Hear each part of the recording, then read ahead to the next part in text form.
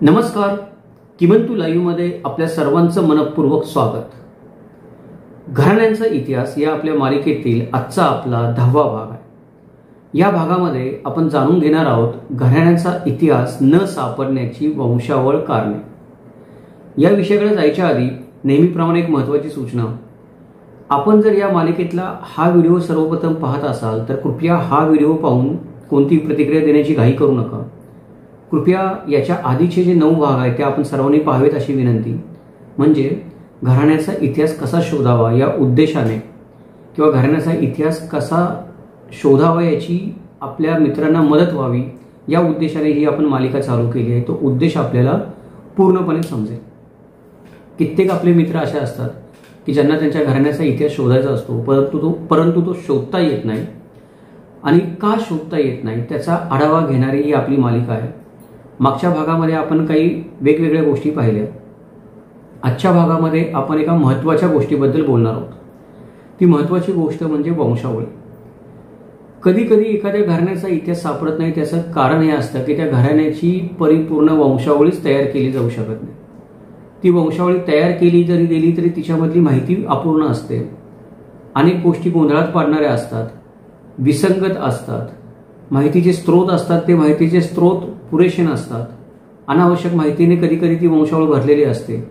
अशा अनेक चुका किंवा अनेक कारणं आपण म्हणू शकतो की ज्या कारणांमुळं ती वंशावळ आपल्याला घराण्याचा इतिहास शोधायला मदत करू शकत नाही. मग या वंशावळीमधले दोष कसे दूर करावेत, ही कोणती कारणं आहेत हे आपण आजच्या भागामध्ये पाहणार आहोत. मी मागची 20 ते 25 वर्ष काही ना काही इतिहासामध्ये संशोधन करत असतो. कधी माझ्यासाठी, कधी आपले मित्र माझ्या स्वतःसाठी करतो मी, माझ्या ज्ञानात भर पडावी म्हणून. आणि आपले काही मित्र आहेत ते विनंती करतात की आमच्यासाठी करा, त्यांच्यासाठी पण करत असतो. तर मागच्या या 20 ते 25 वर्षामध्ये मला जे अनुभव आले त्या अनुभवातून ही 50 ते 60 कारणं आहेत जी वंशावळीमध्ये दोष निर्माण करतात आणि त्यामुळं आपल्याला इतिहास कळत नाही. ती 50 ते 60 कारणं जी मला कळलेली आहेत ती आपण या व्हिडिओमध्ये थोडक्यामध्ये पाहूयात. चला तर मग विषयाला सुरुवात करूयात. नमस्कार, माझं नाव किमंतू ओंबळे सरकार आणि आपण पाहत आहात किमंतू लाईव्ह यूट्यूब चॅनल. पहिलं कारण म्हणजे वंशावळ बनवण्यासाठी की पुरेशा नोंदी उपलब्ध नसणं. जुन्या काळामध्ये गोष्टींची लिखित स्वरूपामध्ये नोंद केली जायची नाही किंवा जी नोंद केली जायची ती कागदपत्र हरवली जायची, गहाळ व्हायची. त्याच्यामुळे वंशावळ बनवण्यासाठी सगळ्यात पहिली गोष्ट मला जी पाहिजे ती म्हणजे कागदपत्र. ती कागदपत्रच मिळत नाहीत. त्यामुळे वंशावळीचा डोलारा जो माझा उभा राहतो तो सांगी व ऐकीव गोष्टीवर उभा राहतो आणि ती वंशावळ मला घराण्याचा इतिहास शोधायला मदत करू शकत नाही. दुसरी एक समस्या येते वंशावळी बनवताना मोठी, म्हणजे ती ही की बरेच लोक काय करतात की त्यांची आडनावं किंवा पूर्ण नावच कधी कधी बदलून टाकतात, ज्याच्यामुळं फॅमिली ट्री बनवताना किंवा वंशावळी बनवताना प्रचंड गोंधळ निर्माण होतो की ही तीच व्यक्ती आहे का जिने नाव बदललेलं आहे. कधी कधी एक व्यक्ती एकापेक्षा जास्त वेळा नाव बदलते, 2-3 वेळा धर्म परिवर्तन करून. आडनावं लोक ज्या भागामध्ये राहायला जातात त्या गावाची आडनावं लावतात, हळूहळू मूळचं आडनाव सोडून देऊन पडनावं पाडतात. त्यामुळे एकाच घरातल्या एकाच व्यक्तीची अनेक आडनावं आणि अनेक पडनावं आपल्याला त्या वंशावळीमध्ये दिसू शकतात. त्यामुळे मोठा गोंधळ उडण्याची शक्यता निर्माण होते. तिसरा जो मुद्दा आहे तो म्हणजे अशुद्ध नोंदी असतात. काही काही नोंदी अशा असतात जुन्या रेकॉर्डमध्ये की त्या चुकीच्या असतात, तद्दन जाणीवपूर्वक चुकीच्या लिहिलेल्या असतात, अर्धवट लिहिलेल्या असतात, कळत नकळत घडलेल्या असतात. त्याच्यामध्ये दुसऱ्याही भरपूर चुका असतात. नक्कल करणाऱ्या माणसाने कधी कधी स्वतःच्या मनाने नक्कल केली असते. एखादा शब्द त्याला सापडला नाही, कळला नाही की तो स्वतःच्या मनाचा शब्द टाकतो. त्याच्यामुळे ह्या सगळ्या गोष्टींमध्ये योग्य माहिती वेळेवर न मिळाल्याने वंशावळी आपली चुकीच्या मार्गाने जाते. कारण आपण चुकीचं कागदपत्र जे आहे, अशुद्ध नोंदीवर जे अवलंबून आहे, अशा कागदपत्राचा आपण आपली वंशावळी बनवण्यासाठी आधार घेतलेला असतो. चौथं कारण म्हणजे अनावश्यक माहितीचे ओझे. बऱ्याचदा आपण घराण्याचा इतिहास शोधायला सुरुवात करतो त्यावेळेला आपल्याला वाटतं मला काहीच माहिती सापडणार नाही, मला काहीच कागदपत्र सापडणार नाहीत. परंतु पुष्कळ वेळा असं होतं की अनावश्यक माहितीचा आपल्यावर मारा होतो. जेव्हा आपण घराण्याचा इतिहास शोधायला लागतो तेव्हा इतकी माहिती येते, इतके लोक इतक्या प्रकारची माहिती सांगतात, वेगळी वेगळी इतकी नावं सांगतात. हा माझा काका, हा माझा चुलता, हा माझा पुतण्या, हे असं असं आमचे खापर पंजोबा, त्यांचे पंजोबांचे भाऊ. बऱ्याच वेळेला ते लोक संबंधित माहिती सांगत असतील किंवा नातेवाईकांची नावं सांगत असलेलं असतात. त्यामुळे त्या माहितीमधून सत्य शोधून काढून वंशावळ बनवणं हे पण कधी कधी आव्हानात्मक काम होऊन जातं. पाचवं जे कारण आहे ते म्हणजे लोक वंशावळी तर बनवतात, पण आपण वंशावळी का बनवतोय आणि कशासाठी बनवतोय त्याचंच लोकांना महत्त्व नसतं. म्हणजे वंशावळीचं महत्त्व त्यांना कळत नाही की माझी वंशावळी माझ्या घराण्याचा इतिहास सांगू शकते, त्याच्यावर प्रकाश पाडू शकते. याचं या लोकांना काही नसतं. त्यामुळे एखादी चुकून माकून जरी जुनी पुराणी वंशावळ कोणीतरी हाताने लिहिलेली 2-3 आडनावांची जरी त्यांच्याकडे असली तरी ती पण लोक जतन करत नाहीत व्यवस्थित, आणि ती वंशावळ पण हरवल्यामुळे परत नवीन चांगली वंशावळ बनवायला मोठा आपल्याला समस्या येऊ शकतात. 7वा जो मुद्दा आहे तो म्हणजे ही वंशावळ छोटी मोठी लिहिलेली हरवली तर ठीक आहे, परंतु बऱ्याच वेळेला अनेक कुटुंबांमध्ये आपण बघतो किंवा जवळजवळ आपण म्हणू शकतो की 80% घराण्यांमध्ये महाराष्ट्रातल्या कुठल्याही जाती धर्मातले असो त्यांच्याकडे त्यांची वंशावळ नाहीच आहे. वंशावळ नाही आहे कारण आपल्या महाराष्ट्रामध्ये वंशावळ लिहिण्याची प्रथा नव्हती, वंशावळींचा अभाव आहे. त्याच्यामुळे वंशावळ लिहिणं आणि ती संकलित करून न ठेवणं याच्यामुळे पण एखाद्या घराण्याची वंशावळ जर परत शून्यापासून लिहायची म्हणली तर मग ते खूप वेळखाऊ आणि कष्टाचं काम होतं. त्याच्यामध्ये पण बऱ्याच गफलती चुका होतात कारण आधार घ्यायला आपल्याकडे काहीच नसतं.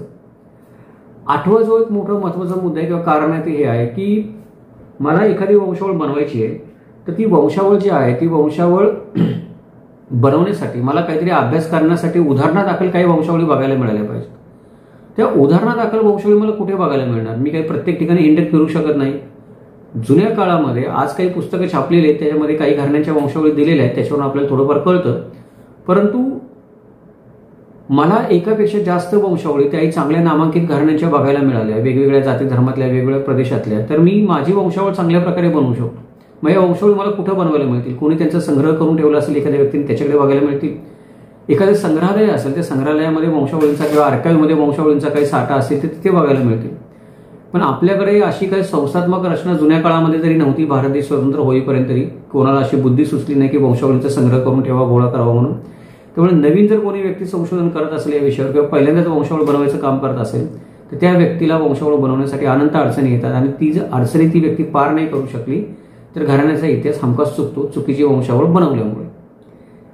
पुढचा जो मुद्दा आहे तो म्हणजे की वंशावळ ज्या असतात त्या वंशावळ या कधीही सत्य माहितीवर आधारित नसतात. मला माझ्या पूर्वजांची नावं किंवा इतिहास असतो ती कागदपत्र ती नावं सांगणारी फार कमीच असतात. मला माहिती मिळते कुठून? मला माहिती मिळते पौराणिक कथा, लोककथा, दंतकथा, आख्यायिका, परंपरा याच्यामधून. आजकाल काय झालेलं आहे आपल्याकडे की भले आपण म्हणू की त्या लोककथा, दंतकथा, आख्यायिकांमध्ये सत्याचा अंश नसतो, काल्पनिक असतात, परंतु ती एक परंपरा होती ज्याच्यामधून काही ना काहीतरी तरी माहिती पुढे येत होती, नावं कानावर पडत होती. ती परंपराच खंडित झालेली. फक्त आणि फक्त कागदपत्रांच्या आधारावर कुठलाही संशोधक पूर्णपणे नवी वंशावळ बनवू शकत नाही, त्याला या गोष्टींचा पण आधार लागतो. पण ही परंपराच खंडित झाल्यामुळे आपल्याला अनेक गोष्टींना तर्क लावण्याला अनेक अडचणी येतात, त्यामुळे पण वंशावळ नीट बनवता येत नाही. दुसरी गोष्ट आहे की वंशावळ जरी बनवली तरी आपल्याला असं वाटतं की एकदा वंशावळ बनवली म्हणजे झालं, त्यात काय बदल करायचा तेव्हा. पण वंशावळ ही नेहमी वेळोवेळी पिढी दर पिढी अद्ययावत करावी लागते, तिच्यामध्ये नवीन गोष्टींची भर घालावी लागते, जुन्या गोष्टी काही चुकल्या असतील तर ते दुरुस्त करून घ्याव्या लागतात आणि वंशावळीचं एक नवीन व्हर्जन बनवावं लागतं. आपल्याकडे कसं आहे की काही लोक वंशावळ बनवतात, एकदा बनवलेली वंशावळ आयुष्यभर हाताशी पिढ्या दर पिढ्या कवटाळून बसतात, तीच आमची वंशावळ म्हणून. त्यांच्या मनामध्ये चुकून पण असा विचार येत नाही की कदाचित त्या वंशावळीमध्ये काही चुकलं असेल किंवा चला ही वंशावळी तिच्यामध्ये आपण जास्तीची माहिती भरू काहीतरी. म्हणजे माझ्याकडे काही माझ्या नातेवाईकांची नावं, पूर्वजांची नावं वंशावळीमध्ये आहेत, तर त्यांच्या बायकांची नावं शोधू कोण आहेत, त्यांच्या मुलांची नावं शोधू कोण आहेत, ते काय बिझनेस करत होते, काम काय करत होते, पैसा कुठून मिळत होता, अजून काय त्यांच्या आयुष्यात घडामोडी झाल्या ते शोधू आपण, काहीतरी वंशावळीमध्ये बदल करू, अजून ती वंशावळी परिपूर्ण करू आहेत आपण, असा विचार पण आपल्या मनामध्ये येत नाही. आपल्याकडे कोणीतरी एक माणूस वंशावळी बनवतो, ती आपण पुढच्या 4 पिढ्या घेऊन नाचत बसलेलो असतो. त्याच्यामुळे पण वंशावळी वेळोवेळी अद्ययावत न झाल्यामुळे वंशावळीच्या काही चुका जर त्याच्यामध्ये राहिलेल्या असतील आधी तर त्या चुकांसहितच आपल्या घराण्याचा इतिहास लिहिला जातो. पुढची गोष्ट आहे की वंशावळीच्या ज्या नोंदी असतात त्या वंशावळीच्या नोंदी नियमितपणे केल्या गेल्या पाहिजे. जसं मी म्हणलं तसं एक ठराविक कालखंडानंतर त्या वंशावळीचा रिव्ह्यू घेतला गेला पाहिजे, पिढी दर पिढी रिव्ह्यू घेतला गेला पाहिजे, आणि त्याच्यामध्ये ज्या नोंदी अपूर्ण आपल्याला सापडतील असं कोणीही बोलू शकत नाही की मी वंशावळ बनवली ती परिपूर्ण झाली, त्यातली एक पण गोष्ट अपूर्ण नाही. त्याच्यामध्ये काही ना काहीतरी हमखास अपूर्ण राहतं. ती अपूर्णता ही नेहमी पूर्ण करण्याचा आपण प्रयत्न केला पाहिजे, तर ती वंशावळ आपल्या घराण्याचा इतिहास आपल्याला चांगल्या प्रकारे सांगतो.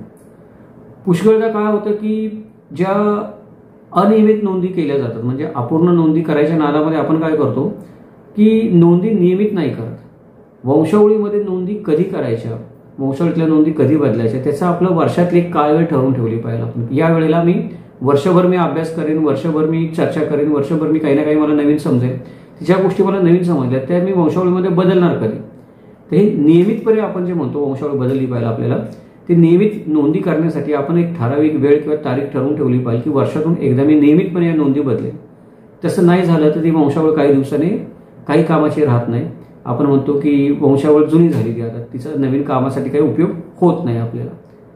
पुष्कळदा असं होतं की वंशावळ जे असते त्या वंशावळीमध्ये जे संबंध दाखवायचे असतात एकमेकांशी, म्हणजे मूळ पुरुष, त्याच्यानंतर 2 शाखा, त्याच्यानंतर त्यांची कुटुंब वेगळी वेगळी होता कधी कधी एका मूळ पुरुषाच्या एका घराण्याच्या शेकडो शाखा होतात. शेकडो शाखांच्या अंतर्गत परत हजारो कुटुंब होतात, त्यात परत हजारोनी माणसं होतात. या ज्या माणसांचे एकमेकांशी संबंध आहे, कोण कुणाचा काय लाभतो, त्या संबंधांचं कालांतराने विस्मरण होत जातं. जशी जशी मागची पिढी आमची शोध जाते तसं तसं आपल्याला नावं तर कळतात आपल्या वंशावळीमधली, किंवा कोणीतरी नवीन माणूस भेटतो आपल्याला आपल्या वंशामधला आडनावाचा वगैरे, पण त्याचा ना आपलं नातेसंबंध काय हे आपल्याला सांगता येत नाही, माहीतच नसतं. आणि जरी माहीत पडलं तरी ते शास्त्रीयदृष्ट्या किंवा तार्किकदृष्ट्या वंशावळीमध्ये लिहिण्यासाठी सिद्ध करावं लागतं, ते पुरावे आपल्याला भेटत नाहीत. त्यामुळे पिढी दर पिढी काही ना काही विस्मरण होतच आपल्या घराण्याच्या इतिहासाचं. मागची पिढी निघून जाते, पुढच्या पिढीला ती माहिती मिळत नाही, असं पिढी दर पिढी जे विस्मरण होतं त्याचा सगळ्यात मोठा फटका जर इतिहासाच्या अभ्यासामध्ये किंवा घराण्याच्या संशोधनामध्ये कशाला बसत असेल तर तो वंशावळीला बसतो. वंशावळ तुमची कायमची अपूर्ण राहून जाते. दुसरा एक मुद्दा असा होतो की बऱ्याचदा काय होतं की वंशावळीच्या नोंदीमध्ये विसंगती असतात. आपण वंशावळ बनवायला जातो एखाद्या घराण्याची, त्या घराण्यातल्या लोकांशी बोलतो, चर्चा करतो, खूप लोक असतात, खूप कुटुंब असतात. प्रत्येक माणूस काही ना काही त्याच्या मनाला योग्य वाटेल ते सांगत असतो, त्याच्या मनाने तो विश्लेषण करत असतो घडलेल्या गोष्टींचं, मागच्या व्यक्तींची नावं. आणि बऱ्याचदा असं आढळून येतं की सगळी विसंगत माहिती ही एकमेकांची जुळत नाही. लोक सांगतायत खरं, खोटं असेल किंवा खरं असेल त्यासाठी संशोधन करायला पाहिजे, लगेच आपण खरं खोटं करू शकत नाही.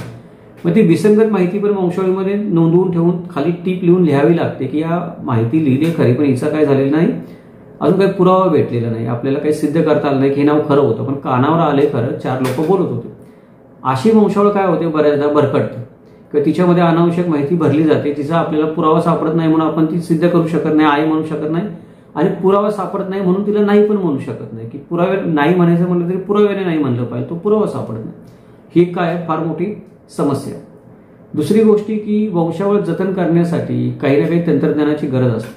जुन्या काळामध्ये भाट एरवी लोक कागदावर लिहून ठेवायचे किंवा आपल्या घरामध्ये पण आपल्या आजी आजोबा काहीतरी लिहून ट्रंकेमध्ये ठेवायचे, पण ते जतनच केलं नाही, वाळवीने खाऊन टाकलं, आगीमध्ये जळून गेलं, पाण्यात वाहून गेलं. अजून पोरांनी विमानं उडवली, त्यांना मी नेहमी म्हणतो तसं खेळायला कागदपत्रांची. मग त्या वंशावळीचा काय उपयोग काय आपल्याला? ती वंशावळ जतन करण्यासाठी जुन्या काळामध्ये पण काही संरक्षण व्यवस्था योजना गरजेचं होतं. आत्ताच्या काळामध्ये पण आपण तंत्रज्ञानाचा अभाव घेऊ शकतो. काही वेबसाईट आहेत जे खूप चांगले फॅमिली ट्री बनवतात आणि आपल्याला रेडीमेड कनेक्शन निर्माण करून देतात. त्यांच्यामध्ये आपण आपली माहिती भरून ठेवू शकतो, म्हणजे ती लिखित स्वरूपामध्ये पण राहील आणि ऑनलाईन पण राहील. दुसरी गोष्ट की ही जी माझी वंशावळीची माहिती आहे ती माहिती सुरक्षित ठेवणं माझं काम आहे. ती चोरीला नाही गेली पाहिजे, ती चुकीच्या माणसाच्या हातात नाही पडली पाहिजे. या सुरक्षिततेची पण आपण काय करतो, दखल घेत नाही. कधी कधी आपण कष्टाने वंशावळ बनवतो, दुसरा कोणीतरी पळवून नेतो, तो स्वतःच छापतो किंवा त्याच्यामध्ये बदल करून स्वतःच्या मनाच्या काहीतरी गोष्टी सांगतो. मेहनत करणार राहिला बाजूला आणि श्रेय घेणार राहिला दुसरंच. असं पण वंशावळीच्या बाबतीमध्ये बऱ्याचदा होतं. दुसऱ्या काही मूलभूत चुका वंशावळी बनवताना आपल्याला समोर येतात की त्यांना तोंड द्यावं लागतं. ते म्हणजे व्यक्तीची नावं माहीत असतात, पण त्याचा अचूक जन्म कधी झालाय, त्याची जन्मतारीख आहे कधी आहे ती आपल्याला माहीतच नसतं. त्याचं कारण आपले पूर्वज कधी जन्मतारीखा नोंदवून ठेवायच्या नाहीत. 15व्या-16व्या शतकामध्ये, 17व्या-18व्या शतकामध्ये पण लोकांच्या जन्मतारखा आपल्याला सापडत नाहीत. त्याची जन्मतारीख आपण ठरवू न शकल्यामुळे त्या व्यक्तीचं आपल्याला वय ठरवता येत नाही नक्की किती होतं. जन्मतारखेचं पण एक ठीक आहे, पण बऱ्याचदा काय होतं की व्यक्ती जन्माला कधी आली ती कोणाला माहीत नाही, कोणी नोंदवलं नाही, आज्ञा नव्हतं म्हणून नाही कळलं. पण त्या व्यक्तीचा मृत्यू कधी झाला आहे तर आपल्याला माहीत असतं, कारण ती जर नामांकित व्यक्ती असेल किंवा आपल्या घराण्यातली व्यक्ती असेल, पूर्वज असेल, ती कधी मृत्युमुखी पडली हे तर आपल्या घराण्यात सगळ्यांना माहीतच असतं. परंतु मृत्यूच्या नोंदी पण ठेवलेल्या नसतात आपल्याकडे तारीखवार, तिथीवार. त्यामुळे एखाद्या व्यक्ती नेमकी कोणत्या कार्यकाळामध्ये होती, तिचं वय किती होतं, ती काय करत होती हे आपल्याला काही कळत नाही. आपल्याला फक्त एक नाव सापडतं, नाव पण आपल्याला नंतर अज्ञात वाटायला लागतं, कारण त्या नावाचा काही मागमूसच लागत नाही, त्याचा कालखंडच आपण ठरवू शकत नाही, तर मागमूस लावणार कुठून ते. ते चुकीची जन्मतारीख आणि मृत्यूच्या नोंदी नसल्यामुळे तोटे होतात. अजून एक त्याच्यामध्ये अडचण ही होते की पूर्वी आपले जे पूर्वज असतात ते तिथी मानत असतात. आज जे आपण तारखांप्रमाणे चालतो, कॅलेंडरप्रमाणे तसं चालत नाहीत, तिथीप्रमाणे चालत असतात. त्यातही वेगवेगळ्या राजवटी त्यांचे स्वतःचे वेगवेगळे शक निर्माण करत असतात. त्यामुळं आपल्याला असं आढळून येतं की मी देसाई नाही तर देशमुख आहे एखाद्या घराण्याचा. माझ्यावर जेव्हा मराठ्यांचं राज्य असतं तेव्हा मी शिवशक वापरतो आणि माझ्यावर जेव्हा निजामाचं किंवा मोगलांचं राज्य येतं तेव्हा मी परत हिजरी सण मानायला लागतो. म्हणजे एकच व्यक्ती तिच्या वेगळ्या वेगळ्या कागदपत्रांमध्ये वेगळ्या वेगळ्या पद्धतीच्या तिथी, तारखा आणि शक येतात. त्यामुळे संशय घ्यायला जागा निर्माण होते की खरं मानावं कुठलं आणि खोटं मानावं कुठलं. या समस्येचा पण आपल्याला काय करावं लागतो की काही ना काहीतरी निकाल लावावा लागतो. त्याच्यासाठी आपल्याला ज्ञान असावं लागतं. पत्र वाचनाचं ज्ञान पाहिजे, भाषांचं ज्ञान पाहिजे अचूकपणे. तर आपण त्या गोष्टी ठरवू शकतो की या तिथीमध्ये आणि कालनिर्णयामध्ये नेमकी काय गडबड होते. पुढची एक महत्वाची समस्या म्हणजे की कुटुंबातले जे सदस्य असतात त्यांना बऱ्याचदा काही खऱ्या गोष्टी सांगायच्याच नसतात. त्याच्यामध्ये त्यांचे काही स्वार्थ असतात. म्हणून लोक काय करतात की माहिती लपवतात. आता ज्या घराण्याची वंशावळ मी बनवतोय त्या घराण्यातला माणूस स्वार्थासाठी काही माहिती लपवून ठेवत असेल, एखाद्या पूर्वजाचं नावच सांगत नसेल, तर मग त्या घराण्याचा इतिहास पूर्ण कसा व्हावा, वंशावळी परिपूर्ण कशी व्हावी, होत नाही. कधी कधी काय होतं की एक मोठं एकत्रित कुटुंब संबंध असतं आणि त्या कुटुंबामध्ये नातेसंबंध असतात ते फार जटिल असतात किंवा गुंतागुंतीचे असतात. म्हणजे बरेचसे लोक दत्तक आलेले असतात, काही लोक दत्तक गेलेले असतात, मोठी शाखा पसरलेली असते, अनेक त्याचे वंशवृक्ष, एकाच शाखेचे अनेक वंशवृक्ष असतात वेगवेगळे. असं जर जोडलेलं कुटुंब असेल तर त्या सगळ्यांची संगती लावणं आणि त्यांचे पुरावे शोधणं हे एक मोठं डोकेदुखीचं काम होऊन जातं. कधी कधी परिस्थिती अशी होते की वंशवृक्ष असतो तो एवढा दूरपर्यंत पोहोचलेला असतो की त्या तेवढ्या दूरपर्यंत पोचता येणं संशोधकाला शक्य होत नाही. त्याचं कारण आपल्याकडे संशोधकांना पैसे देण्याची पद्धत नाही. त्यांना जेवढं काम करायचं तेवढं काम करण्यासाठी जो खर्च लागेल तो खर्च देण्याची पद्धत नाही. संशोधक 1 रुपया म्हणाल तर 4 आण्यामध्ये काम त्याच्याकडून कसं करून घेता येईल हाच आपल्याकडे लोकांचा कल असतो. आणि स्वतः पण जे काम करतात त्याच्यामध्ये पण 1 रुपयाचं काम असेल ते 12 आण्यात कसं होईल, जास्तीत जास्त माझे 4 आणे कसे वाचतील याचाच लोक विचार करत असतात. त्याच्यामुळे काय होतं की एखादं मोठं घर असेल, मोठं कुटुंब असेल, मोठं घराणं असेल, त्यांचा खूप मोठा वंशवृक्ष आहे. तो अगदी इकडे दिल्लीपासून ते खाली तंजावरपर्यंत पसरलाय. त्या घराण्यातले लोक पसरलेत सगळे. खरं तर त्या सगळ्यांकडे गेलं पाहिजे, भेटलं पाहिजे किंवा त्यांच्याशी फोनवर तरी कम्युनिकेशन झालं पाहिजे. तर काही गोष्टींचा काय होतो आपल्याला उलगडा होतो, परस्पर संबंध समजतो. पण हे खूप दूरवर असल्यामुळं आणि तेवढे फंड्स उपलब्ध नसल्यामुळं वंशावळी ती कधी परिपूर्ण होऊ शकत नाही. त्या वंशावळीतले काही घटक, काही नावं, काही कुटुंब त्या वंशावळीमध्ये येतच नाहीत कारण आपण त्यांच्यापर्यंत पोहोचतच नाही. अशी पण वंशावळ बऱ्याचदा काय होते अपूर्ण राहते. त्याच्यानंतर पुढची समस्या म्हणजे नावामध्ये प्रचंड गोंधळ असतात. म्हणजे एकाच नावाच्या अनेक व्यक्ती असू शकतात. जसं की आपल्याकडे प्रथा आहे की एखादी महान व्यक्ती होऊन गेली घराण्यामध्ये की तिचंच नाव पुढे सर्व लोक लावतात. म्हणजे छत्रपती शिवाजी महाराज होऊन गेले की त्याच्यानंतर मग शिवाजी पहिला, शिवाजी दुसरा, आपल्याला कळतच नाही. प्रतापसिंह महाराज पहिले, प्रतापसिंह महाराज दुसरे, नक्की काय घोटाळे आपल्याला कळतच नाही. तर एकाच नावाच्या अशा 2 व्यक्ती एकाच कुटुंबात असू शकतात. तर कुठला माणूस कुठल्या कालखंडात होता, मागाशी मी म्हटलं तसं जन्मतारीख कोणाचीच माहित नाही मला, तर त्याचा जर कुठे काही उल्लेख आला असेल हा कुठला मनुष्य मानायचा, कुठले प्रतापसिंह मानायचे, पहिले प्रतापसिंह का दुसरे प्रतापसिंह आपल्याला कळतच नाही. हे वंशावळी बनवताना मोठी नावांमध्ये गोंधळ होतो दरवेळेला. हा पण नावांचा गोंधळ एक वेळ ठीक आहे, तो काही ना काही करून निस्तरता येईल. परंतु पुढची समस्या अशी आहे की बऱ्याचदा वंशावळीमध्ये एकाच व्यक्तीची दुहेरी नावं असतात. म्हणजे त्या व्यक्तीने काहीतरी धर्म परिवर्तन केलेलं असतं त्याच्यामुळे त्याचं नाव बदलतं किंवा त्याचं घरगुती नाव वेगळं असतं, लिहिलेलं नाव वेगळं असतं, लिहिणाऱ्याला कळत नाही, तो कानामात्रा उकार बदलतो. अशा काही चुका होतात. किंवा एक व्यक्ती काही कारणं असतील, व्यक्तिगत असतील, गोपनीय असतील किंवा पब्लिक कारणं असतील, आपण म्हणतो एकापेक्षा जास्त नावाने वावरत असते. आणि ती वेगवेगळ्या घटनांमध्ये ती वेगवेगळी नावं बघितली की आपल्याला भास व्हायला लागतो की या वेगळ्या वेगळ्या 4 व्यक्ती आहेत पण वास्तवात ती एकच व्यक्ती असते. तर याचं पण आपण काय ठेवलं पाहिजे, भान ठेवलं पाहिजे. आणि जो कोणी इतिहासकार ही वंशावळ बनवत असेल त्याची नजर तेवढी चाणक्य असली पाहिजे की त्याच्या लक्षात येईल की या 4 वेगळ्या व्यक्ती नाहीत, एकच व्यक्ती. नाहीतर आपण काय करतो, वंशावळीमध्ये नसलेले 4 व्यक्ती परत जोडतो, त्यांची परत नवीन वंशावळ शोधायला सुरुवात करतो. पण ती नसतेच, तर सापडणार कुठून, कारण ती एकच व्यक्ती आहे. मग त्या शोधाशोधीमध्ये परत भरपूर वेळ आपला वाया जातो. बऱ्याचदा काय होतं की काही संस्कृतीमध्ये मागाशी मी म्हटलं तसं की वडिलांच्या नावावरून मुलांची नावं ठेवली जातात, ज्याच्यामुळे पिढ्यांमधल्या पिढी दर पिढी हा मनुष्य नेमका कुठल्या पिढीतला हे कळायला फार अडचण येते. त्यातही राजे महाराजा असतील, कोणी मोठे सरदार, वतनदार, इनामदार, जहागीरदार असतील तर त्यांच्याकडे बऱ्यापैकी नोंदी असतात. परंतु सर्वसामान्य माणूस आहे त्याच्यामध्ये मात्र ही वंशानुसार नावं ठेवण्याची परंपरा असेल तर फार गोंधळ उडतो. ती गोष्ट सिद्ध करता येत नाही. 28वं कारण म्हणजे आडनावामधील बदल. आडनावामधील बदल म्हणजे काय होतं, बरेचदा लग्नानंतर स्त्रियांची नावं बदलतात किंवा इतर काही कारणामुळे घराण्याची नावं बदलतात, आडनावं बदलतात, स्थलांतरामुळे बदलतात. आणि ही वेगळ्या वेगळ्या कालखंडामध्ये झालेले बदल जर आपल्याला माहीत नसतील तर आपण वंशावळीमध्ये काय करतो, एकच आडनाव लावून सगळीकडे टाकत बसतो आणि नंतर त्या आडनावाची माहिती का सापडत नाही म्हणून आपल्याला फार त्रास होतो जीवाला. पण आपल्याला कळत नाही की ज्या कालखंडामधली आपल्याला माहिती सापडत नाही त्या कालखंडामध्ये या घराण्याचं आडनाव ते नव्हतं, दुसरं काहीतरी होतं. परत ते आडनाव करून घेतलं पुढच्या पिढीने, असं मध्ये काहीतरी घोटाळा झालेला असतो आडनावातल्या बदलांमुळे, त्यामुळे आपल्याला वंशावळ बनवता येत नाही. 29वा मुद्दा आहे म्हणजे कुटुंबाच्या काही सदस्यांची नोंदच केलेली नसते.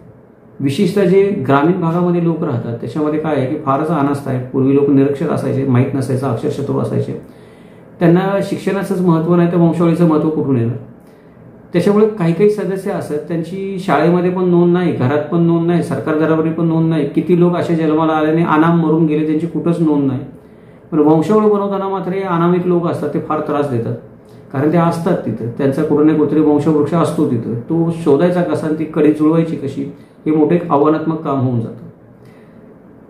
अनेक वेळेला काय होतं की जी आपल्याला माहिती मिळते वंशावळी बनवताना ती पिढी दर पिढी माहिती असते, की पंजोबा, आजोबा, वडील, मुलगा अशी पिढी दर पिढी माहिती असते. पण कधी कधी काय असतं की या 2 पिढ्यांमध्ये मोठा गॅप पडलेला असतो. म्हणजे मला काय होतं की आजोबांची माहिती मिळते पण पंजोबांची मिळत नाही, किंवा पंजोबांची मिळते खापर पंजोबांची मिळत नाही, मधल्या एका पिढीची माहितीच मिळत नाही, किंवा जी माहिती मिळते तिच्यामध्ये मोठं अंतर असतं वयाचं, किंवा काळ मोठा निघून गेलेला असतो. म्हणजे मधल्या काळामध्ये वंशावळी जोडायची कशाला आणि जोडायची कुठून कोणाला हे पण कळत नाही, कारण एक मिसिंग लिंक तयार झालेली असते तिथे. त्याच्यामुळे पण या पिढ्यांमध्ये जो गॅप निर्माण होतो, एखादी पिढीच नाव नोंदवायची राहून जाते मधून, त्याच्यामुळे पण ती वंशावळ 2 भागामध्ये विभागली जाते, की इथपर्यंत एवढी, त्याच्या पुढे एवढी माहिती मिळत नाही तिथपासून, अशी ती वंशावळ बनवावी लागते. पुढचा मुद्दा म्हणजे महत्वाचा की वयाच्या ज्या नोंदी असतात वंशावळीमध्ये, त्या वयाच्या नोंदींमध्ये खूप गफलती असतात. म्हणजे सगळ्यात अवघड काम वंशावळ बनवताना किंवा घराण्याचा इतिहास बनवताना हे आहे की त्या व्यक्तीचं एक्झॅक्ट वय शोधणं. त्याच्यासाठी मग तुम्हाला कागदपत्रांचा आधार घ्यावा लागतो, कोण कधी जन्माला आला, कोण कधी सत्तेवर आला, कोण कधी मृत्यू झाला, हे सर्व ठरवावं लागतं. त्याच्यासाठी भरपूर अभ्यास करावा लागतो, तर तुम्ही अचूकपणे एखाद्या व्यक्तीचं वय सांगू शकता.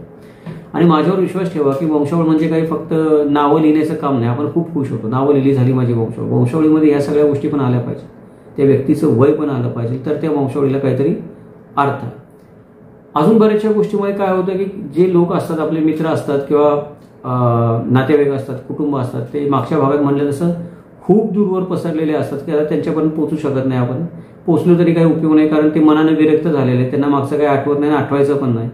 त्याच्यामुळे पण काय होतं की ती जी एक ब्रँच आहे आपल्या वंशावळीची किंवा शाखा आहे, ती शाखा अपूर्ण राहून जाते. बाकीची माहिती आपण भरभरून लिहितो, पण त्याच्याबद्दल आपल्याला काही माहिती लिहिता येत नाही. पुष्कळ वेळा गडबड अशी होते की हवामानामध्ये बदल होतात, त्याच्यामुळे लिहिलेले कागद आपल्या पूर्वजांनी नष्ट होतात घराण्याची माहिती देणारे. आपण म्हणलं की नैसर्गिक आपत्ती येतात, सुलतानी आपत्ती येतात, आसमानी आपत्ती येतात, आणि त्याच्यामुळे माणूस ती कागदपत्र जपू नाही शकत. ती बदलणाऱ्या हवामानानुसार पण ऊन, वारा, पाऊस, वाळवी याच्यामुळे पण कागदपत्र खराब होतात. या खराब कागदपत्रांमुळे कधी कधी मला काही काही गोष्टींचा संदर्भच लागत नाही, की ते आहेत तिथं मला माहिती आहेत माझ्या डोळ्यासमोर, पण मी वाचू नाही शकत. मला पाहिजे ती माहिती त्या कागदपत्रामध्ये आहे, पण नेमकं तेवढंच ब्लर झालेलं जे मला पाहिजे ते. अशा पण अडचणी छोट्या मोठ्या येऊ शकतात. त्या हवामान बदलांमुळे पण वंशावळीच्या बनण्याला बऱ्याच बाधा येतात. त्याच्यासाठी या कागदपत्रांची जपणूक करणं फार गरजेचं आहे.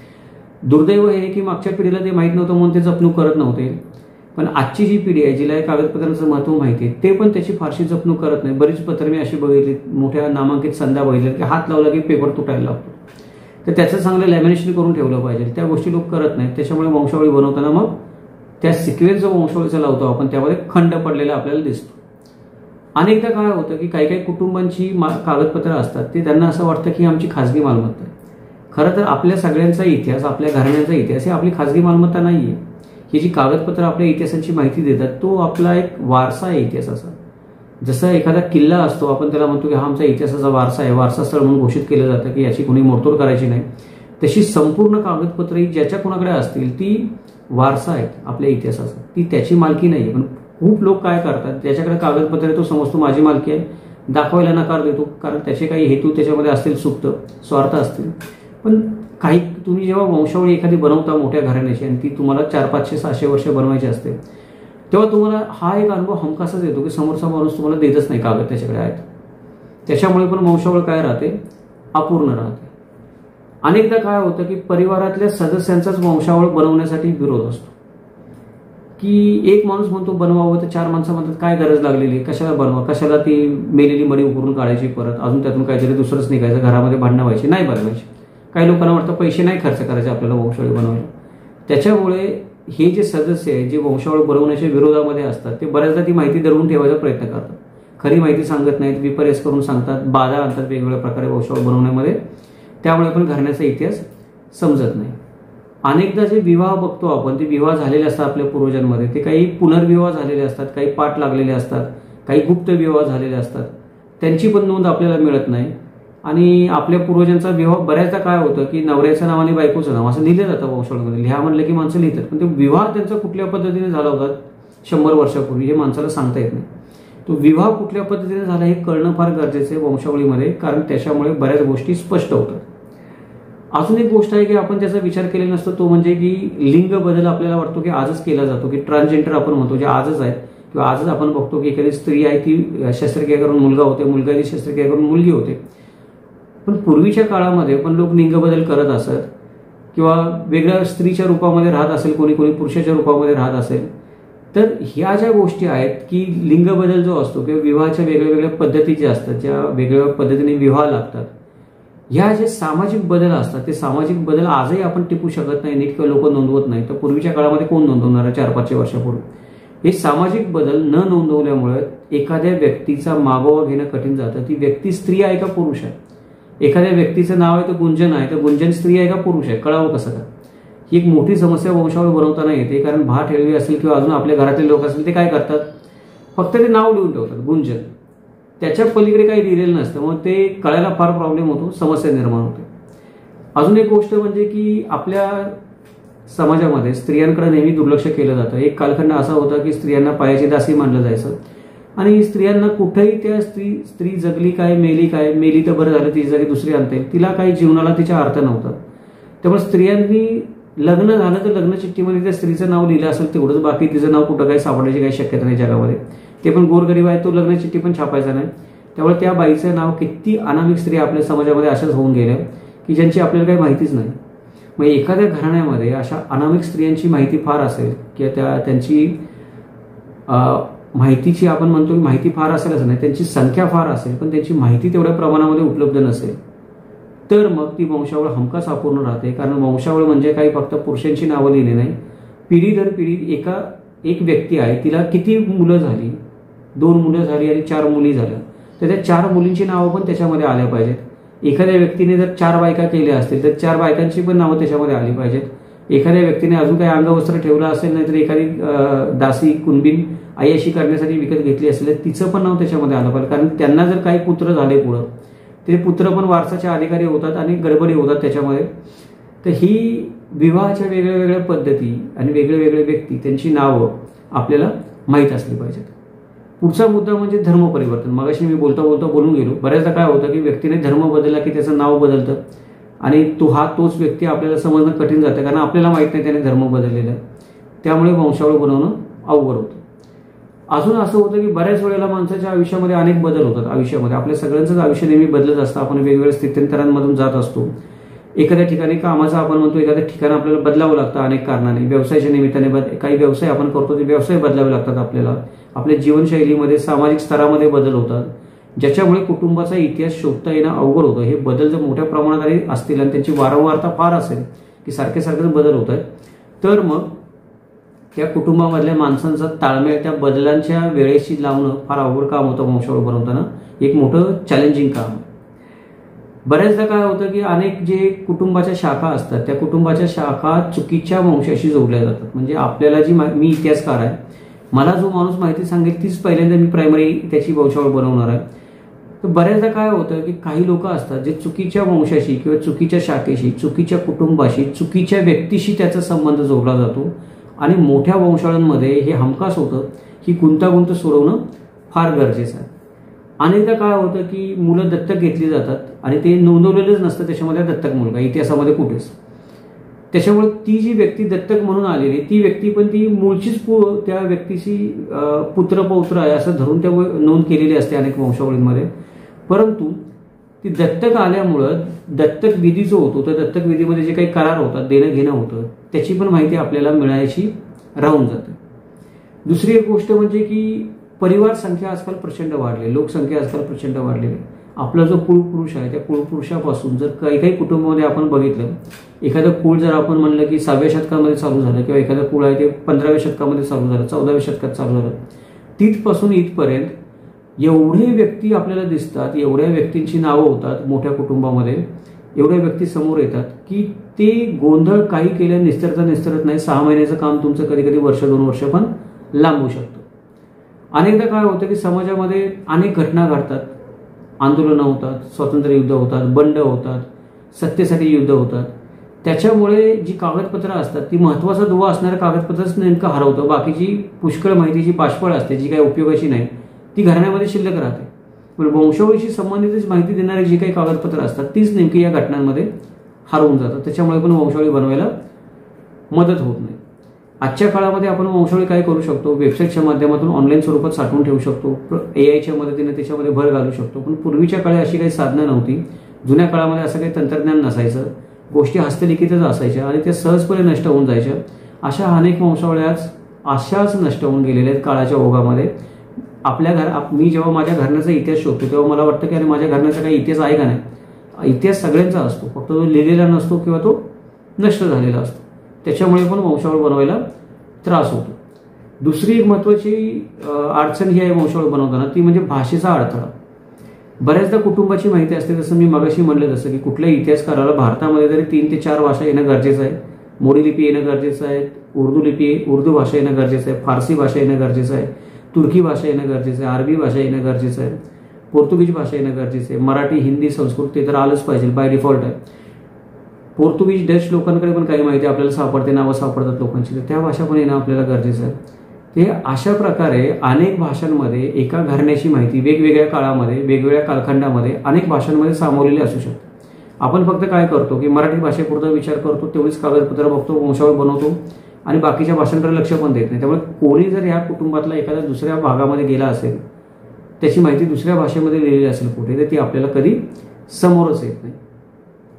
दुसरी गोष्ट म्हणजे की जेव्हा आपण एखादी वंशावळी बनवतो तेव्हा मागाशी मी म्हणलो तसं त्याच्यामध्ये नवीन नवीन भर सतत घालत राहावी लागते. वंशावळी ही कधी परिपूर्ण होत नाही, कारण वंशावळीतली काही काही नावं अशी असतात जी आपण तर्कानेच लिहितो. म्हणजे 14व्या शतकापासून ते 11व्या शतकापर्यंत माझ्या वंशामध्ये कोण होतं याची नावं काहीतरी मला भर ठेवली सांगतो की हा तुमचा राजा होता, हा त्याचा त्याचा त्याचा त्याचा 11व्या शतकापासून 15व्या शतकापर्यंत तो काहीतरी मला एक लिस्ट लिहून देतो किंवा मी पण माझी स्वतःची काहीतरी एक लिस्ट बनवतो. परंतु ही लिस्ट आहे ती मला कधीच तपासता येत नाही, पुरावे शोधता येत नाही. ते सातत्याने शोधत राहिलं पाहिजे, नवीन पिढीची माहिती टाकत राहिली पाहिजे. त्यामध्ये नोंदी सतत आहेत त्या भर घातली पाहिजे त्याच्यामध्ये. जर वंशावळीमध्ये मी मगाशी म्हटलं जसं की एकदा वंशावळ बनवली नंतर तुम्ही कपाटात ठेवून दिली तिला हळद कुंकू लावून, ती वंशावळ हमखास चुकीची होते आणि त्याच्यामुळे हमखास चुकीचा घराण्याचा इतिहास समोर येतो. अनेकदा काय होतं की पुष्कळ लोक जुन्या काळामध्ये प्रवास करायचे, ते प्रवास करताना त्यांच्या नोंदीचा आपल्याला तपशील सापडत नाही. त्यामुळे या कुटुंबातला नेमका माणूस कुठला कुठे गेला, त्याचं नाव काय बदललं आणि तिथं गेल्यावर तो कुठल्या नावाने राहतोय हे मला कळतच नाही, कारण प्रवासाच्या नोंदी नसतात. सगळ्यात महत्त्वाची अडचण आहे ही सगळ्यात महत्त्वाची अडचण म्हणजे आपल्याकडे प्रत्येकाला वाटतं माझ्या घराण्याचा इतिहास शोधावा, माझी स्वतःची वंशावळ असावी, परंतु दुर्दैवाने काही काही कुटुंबांकडे हा इतिहास नोंदण्यासाठी पैसे नसतात. काही काही गरीब कुटुंब असतात, मुळामध्ये त्यांची पार्श्वभूमीच दुर्लक्षित असते, दबलेल्या त्यांचा आवाज नेहमी दाबलेला असतो. समाजातील विस्थापित लोक असतात, उपेक्षित लोक असतात, भटके विमुक्त लोक असतात, फिरस्ते असतात, उपरे असतात. ह्या सगळ्यांची पार्श्वभूमी पहिल्यापासून दुर्लक्षित राहिलेली असते, तिच्यावर फारसं संशोधन नाही, लिखाण नाही, काही नाही. त्याच्यामुळे त्यांच्या वंशावळ्या बनवताना अवघड होतं. त्यात त्या माणसाकडे पैसे पण नसतील तर मग तो विषयच सोडून द्यावा लागतो, कारण एवढी डिटेलमध्ये वंशावळ बनवायची म्हटल्यावर तिच्यासाठी काही ना काही खर्च येतच असतो. आपल्याकडे लोकांचं कसं आहे की सर मला माझी वंशावळ बनवायची आहे, तुम्ही काम करायला सुरुवात करा, मग ती वंशावळ चालू सगळी सिद्ध झाली, मला पटली तर मग मी तुम्हाला पैसे देईन. या लोकांच्या वेडेपणामुळे पण किंवा या दृष्टिकोनामुळे पण बऱ्याच घराण्यांच्या वंशावळी बनत नाहीत किंवा तयार होत नाहीत. कारण त्या मनुष्याला असं वाटतं की माझी वंशावळ जेव्हा हा माणूस बनवून दाखवेल तेव्हाच मी त्याला पैसे देईल. तेवढा वेळ कोणाकडे आहे? पैसे असले तरी ही समस्या आहे. ज्यांच्याकडे पैसे नाहीत त्यांचा तर विषयच मिटला, ते हा जय श्रीराम म्हणून शांत बसतात. ज्यांच्याकडे पैसे नाहीत ते काय करू शकत नाही, आपण देवाचं नाव घेऊन शांत बसतात. त्याच्यामुळे बऱ्याच घराण्यांचा शोध लावू शकतो, बऱ्याच घराण्यांच्या नव्याने वंशावळी लिहिल्या जाऊ शकतात, परंतु पैशाच्या अभावापायी किंवा फंडिंगच्या अभावापायी ही माहिती अजूनही आपल्या समाजापुढे आलेली नाहीये. वंशावळींच्या क्षेत्रामध्ये आपल्याला अजूनही बरंच काही करता येण्यासारखं आहे, बऱ्याच नवीन गोष्टी शिकता येण्यासारख्या आहेत. त्या आपण शिकल्या पाहिजेत. तर ही झाली मला माहीत असणारी काही 50-60 कारणं. ही मला माझ्या अनुभवाने आत्तापर्यंत 20-25 वर्ष मी काम करतोय त्या अनुभवाने आलेल्या सगळ्या अडचणी आहेत, समस्या आहेत, त्या मी आपल्या मदतीकरता आपल्यासमोर मांडल्यात. कारण पुष्कळ मित्र आहेत, मी मागाशी म्हटलं तसं त्यांच्याकडे पैसे नाही आहेत, त्याच्यामुळे ते स्वतःचे वंशावळ शोधण्याचा प्रयत्न करतायत. तर ही आपली मालिकाच त्याच्यासाठी आपण बनवली आहे की जे वैयक्तिक संशोधक आहेत किंवा या क्षेत्रामध्ये नव्याने येणारे संशोधक आहेत त्यांना त्या अडचणींची माहिती व्हावी, बदलांची माहिती व्हावी, घालमेली गोंधळ काय झाला असेल त्याचा माहिती व्हावी, म्हणून आपण ही मालिका बनवतोय. आशा आहे की कोणी आपले नवीन मित्र वंशावळ बनवत असतील तर त्यांना या व्हिडिओचा उपयोग होईल. किंवा घराण्याचा इतिहास, वंशावळ ही अशुद्ध असल्यामुळे किंवा आपण म्हणतो की दूषित असल्यामुळे, दोषी असल्यामुळे, अपूर्ण असल्यामुळे, ऐकीव माहितीवर आधारित असल्यामुळे, वंशावळीमध्येच एवढे सगळे दोष असल्यामुळे त्या घराण्याचा इतिहास समोर कधीच येत नाही. कारण घराण्याचा इतिहास लिहायला सर्वात पहिली सुरुवात आपण करतो वंशावळ लिहिण्यापासून. तिथेच जर एवढ्या 12 भानगडी असतील तर घराण्याचा इतिहास वेड्यावाकडाच आपल्यासमोर येतो. आशा आहे आपल्याला सगळ्यांना याची मदत होईल. नेहमीप्रमाणे आपल्याला हा व्हिडिओ कसा वाटला ते मला आवर्जून कळवा. जर आपल्याला व्हिडिओ आवडला असेल तर आवर्जून प्रतिक्रिया द्या, कमेंटमध्ये लिहा, व्हिडिओला लाईक करा, व्हिडिओ आपल्या मित्रांसोबत शेअर करा. आपण हे जे काही प्रबोधन करण्यासाठी किंवा इतिहासाची माहिती जी आहे ती मुळातून शिकवण्यासाठी, एज्युकेट करण्यासाठी समाजाला व्हिडिओ बनवतो. हा आपला उद्देश जर आपल्याला आवडत असेल तर व्हिडिओला प्रायोजकत्वाची गरज लागते. कारण हे संशोधनात्मक व्हिडिओ बनवण्यासाठी नेहमीच प्रायोजकत्वाची गरज लागत असते. संशोधनाच्या कामाला मोठा खर्च असतो. त्याच्यामुळे जर आपल्याला चॅनलचा हेतू आणि उद्देश आवडला असेल तर चॅनलला मदत करण्यासाठी आपण यूट्यूबची मेंबरशिप घेऊ शकता. आपल्या चॅनलची सुपर थँक्सच्या माध्यमातून मदत करू शकता. आपल्याला गुगल पे नंबर दिसतो स्क्रीनवर, त्याच्यावर देखील आपण देणगी देऊ शकता, ज्याच्यामुळे अजून चांगले संदर्भ ग्रंथ विकत घेता येऊ शकतील आणि अजून आपल्या देशाचा, राज्याचा, कुटुंबाचा, घराण्यांचा इतिहास उजेडात आणण्यासाठी मदत होऊ शकेल. चला तर मग आपण इथेच थांबूयात. आज इतिहासाचं हे असंच वस्तुनिष्ठ मूल्यमापन, चिकित्सक विश्लेषण आणि तर्कशुद्ध विवेचन ऐकण्यासाठी पाहत राहा किमंतु लाईव्ह. उद्या भेटूयात आपण एका नवीन व्हिडिओ सोबत. तोपर्यंत जय महाराष्ट्र, जगदंब.